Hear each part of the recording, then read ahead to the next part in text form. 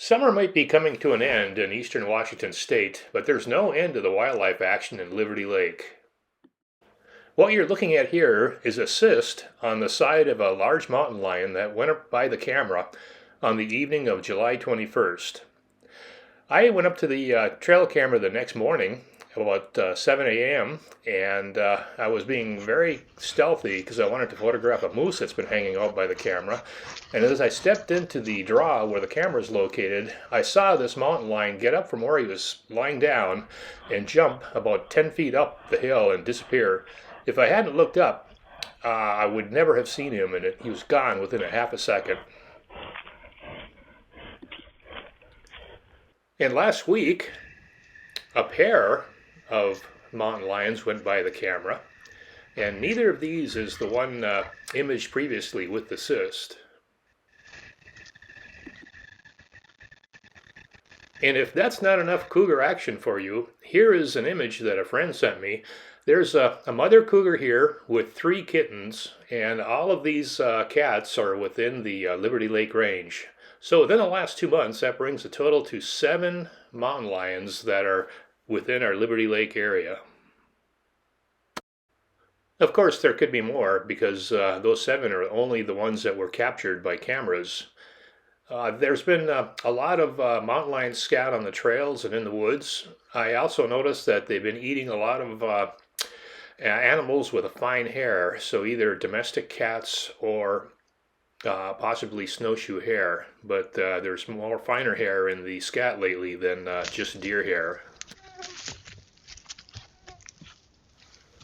You can see here that the antlers on the deer have really developed nicely. They're full of velvet, and they'll start rubbing that off as we get into late fall and early winter. The cub from last year went by the camera.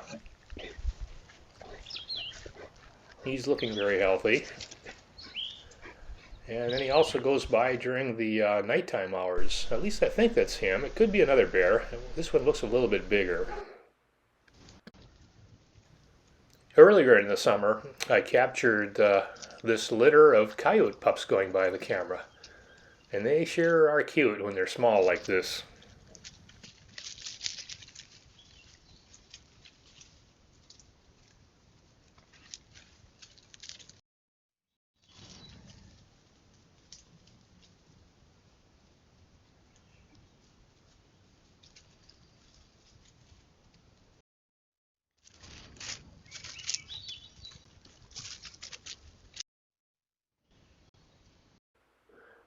I had to get help from my friends to identify what this fast-moving critter was, but it turned out to be a short-tailed weasel.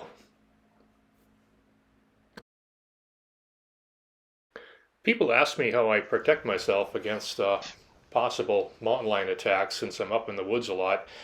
And first of all, mountain lion attacks are extremely rare, but unfortunately they do happen.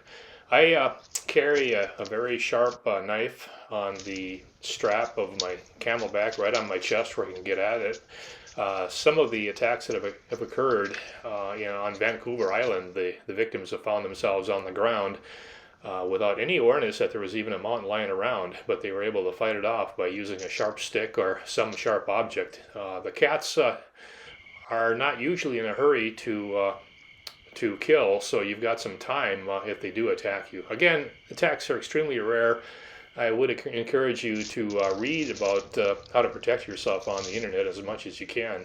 And of course, if you're in the park, try to carry something like a knife or some sort of sharp object and to maintain your awareness of your surroundings.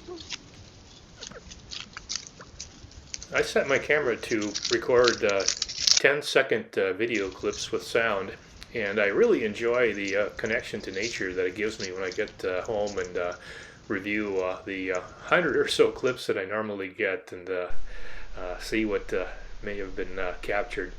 I'll go ahead and pause the narration here so you can just enjoy some of the clips coming up.